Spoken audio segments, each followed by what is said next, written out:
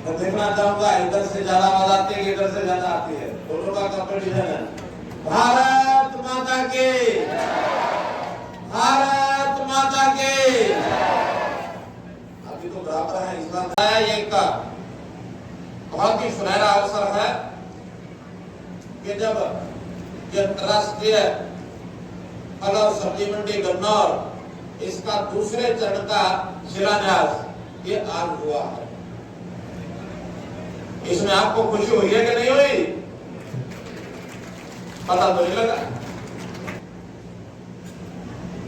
और इसके पहले चरण का शिलान्यास तो बहुत पहले हो गया था, लेकिन किन्हीं कारणों से आगे नहीं बढ़ पाया। हमने इस पर आकर के जब दोबारा से इसको देखा, इसका सारी स्थिति जानी, तो अधिकारियों को कहा कि इसका निर्माण, पुनर्निर्माण, इसके दूसरे चरण का निर्माण इसको शीघ्र शुरू कराइए। हो सकता आपके लिए ये कोई एक संकल्प हो इस मंडी का, किसी के लिए इस घोषणा का महत्व हो सकता है कभी हुई होगी, लेकिन मेरे जैसे व्यक्ति के लिए ये एक स्वप्न है, बड़ा स्वप्न है भाई, बहुत बड़ा स्वप्न है। कोई अपने लिए नहीं बल्कि इस हरियाणा के किसानों के लिए, हरियाणा के सब्जी और फल विक्रेता और क्रेता, खरीदार हो चाहे बेचने वाला हो और चाहे हमारे व्यापारी भाई हो, ये सब मिलकर के इस अंतरराष्ट्रीय प्रकल्प को जैसे ही शुरू होगा, इस सब को पूरा करने के लिए सबकी मेहनत लगेगी, सबका संकल्प लगेगा, सबकी मन की भावनाएं लगेगी। ये मंडी बनेगी, ये कोई मिट्टी और ईंट, ये कोई सीमेंट और सरिया, ये कोई पत्थर, केवल इसका एक भवन बनेगा ऐसा नहीं है। ये हमारी सबकी भावनाओं का, सबकी मेहनत का, उसके ऊपर एक वट वृक्ष खड़ा होगा, जो उसका परिणाम होगा। भाई छोटा प्रोजेक्ट नहीं है, ये बड़ा प्रोजेक्ट है। लगभग 500 एकड़ इस क्षेत्र के ऊपर ये प्रोजेक्ट बनने वाला है और एशिया में इतनी बड़ी मंडी कहीं नहीं है। इतने बिक्री करने वाले जो ट्रैफिक होता है, जो लोग आते हैं, उनके लिए खुला स्थान चाहिए, उनको ठहरने की जगह चाहिए, उनकी सब सुविधाएं चाहिए। तो ये सब सुविधाएं लेकर के और हमारी जो गन्नौर मंडी है ये स्थापित होने जा रही है। मित्रों, भाई बहनों, इस गन्नौर मंडी को आरंभ करने के बाद तो इसका लाभ होगा निश्चित रूप से, तो किसानों को भी आत्मनिर्भर बनाने में आगे बढ़ेगा, हरियाणा प्रदेश को आत्मनिर्भर बढ़ाने में हमारी मदद करेगा, हमारे देश को आत्मनिर्भर बनाने में आगे बढ़ेगा।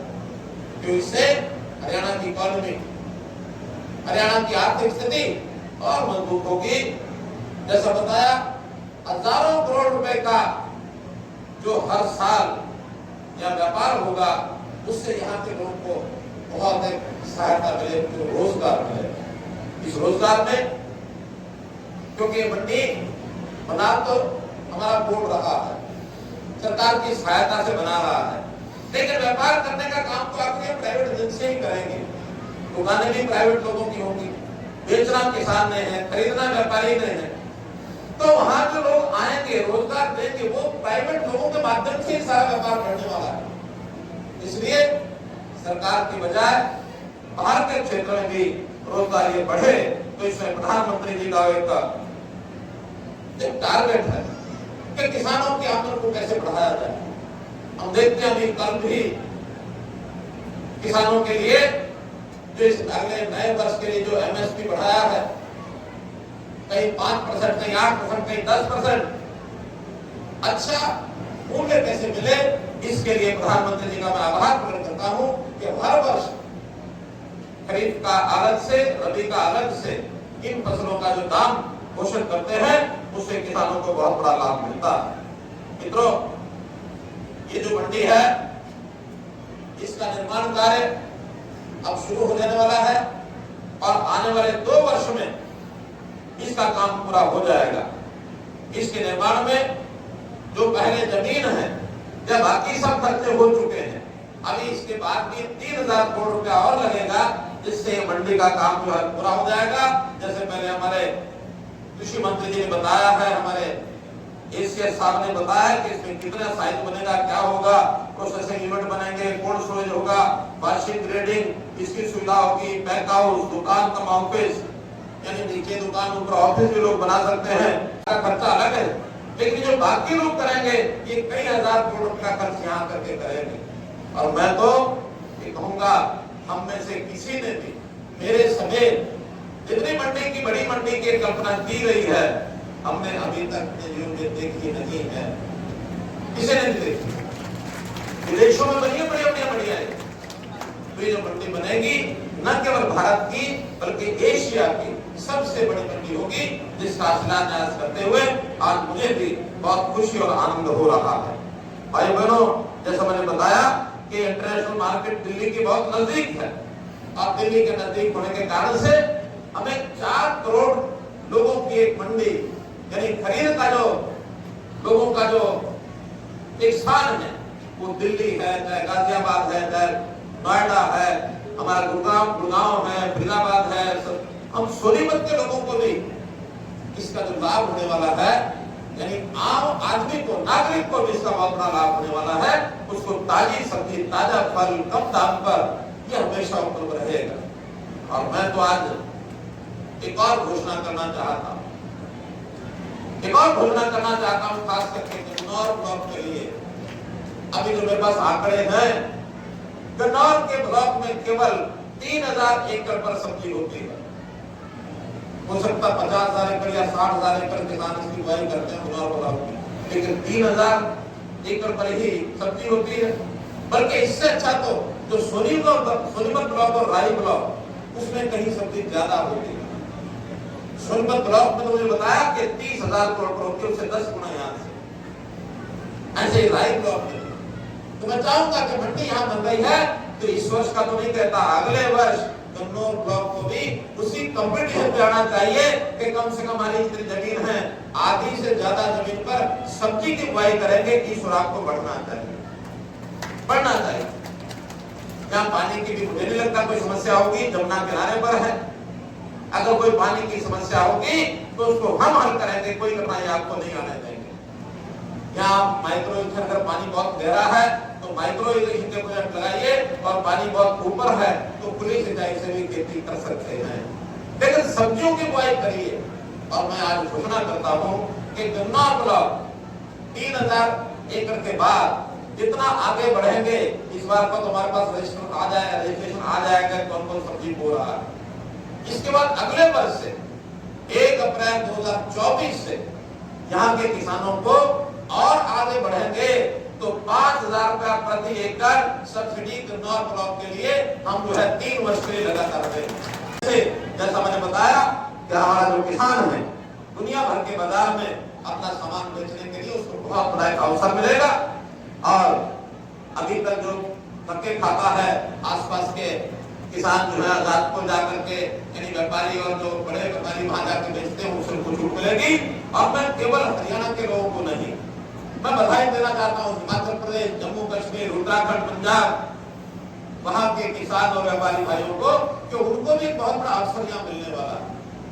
यहाँ आकर के बेचने में, क्योंकि जितनी बड़ी मंडी है, हरियाणा तो इतनी सब्जी और फल पैदा भी नहीं कर पाएगा, तो सब बाहर से भी आकर के यहाँ बेचेंगे, उसको भी हम स्वागत करेंगे। हमें रोजगार में लाभ होगा, हमारी आर्थिक स्थिति अच्छी होगी।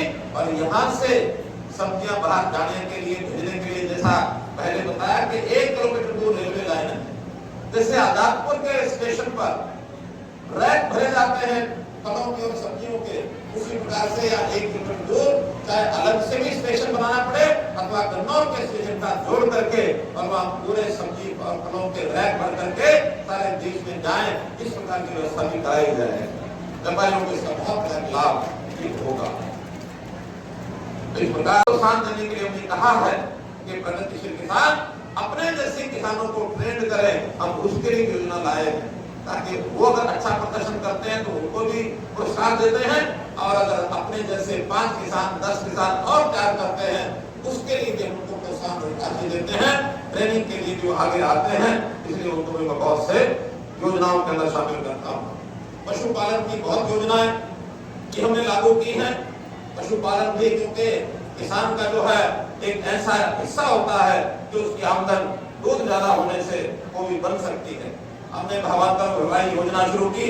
यदि सब्जियों और फलों के लिए पहले हम देते थे, अब जिसमें ऐसी शंका होती है कि हम अगर भाव पर खरीदते हैं तो आसपास के प्रदेश, इधर राजस्थान उधर पंजाब, वो भी अपनी फसलें खुद नहीं खरीदते बल्कि हमारे यहाँ ला करके बेचना शुरू करते हैं। उदाहरण के तौर पर अभी सूरजमुखी का जो एक आप लोगों ने सुना होगा, पिछले कुछ दिनों से विवाद चल रहा। सूरजमुखी हमारे यहाँ 4200 पर टन पर क्विंटल ये बिक रही थी, जबकि एमएसपी 6400 है।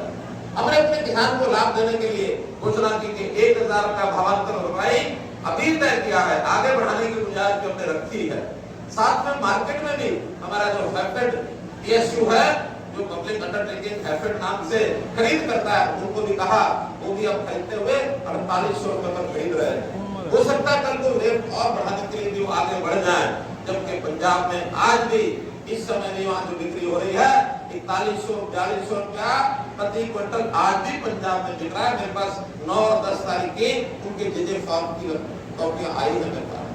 अब कहा 5800 तो गारंटी हो ही गई, 5800 के बाद 5900, 6000, 6100, 200, 300, 400 कहीं तक भी जा सकते हैं। चाहे मार्केट भाव बढ़ेगा, नहीं तो हम जो है भावांतर भरपाई में पैसा बढ़ाएंगे, लेकिन अपने किसान का पूरा ख्याल करते हैं। ऐसे ही बाजरा हम पूरा खरीदते हैं या भावांतर भरपाई में पैसा देते हैं। राजस्थान के लोग स्मगलिंग करके हमारे यहाँ उठा के ले आते हैं। वहां आज भी 1200-1300 रुपए क्विंटल से ऊपर बाजार नहीं है। तो भाइयों, हमको अपने हरियाणा के किसान को लाभ पहुंचाना है। हमारा पैसा, इस प्रदेश के किसान का पैसा कि दूसरे प्रदेशों को ना जाए, इसकी चिंता करना बोलो हमारा काम है कि नहीं है? बोलिए हमारा काम ये है कि नहीं है? बोलो जोर से, है ना? तो जब ये है तो हमें योजनाएं ऐसी बनानी पड़ेगी कि जिसका लाभ केवल हरियाणा के किसान को हो।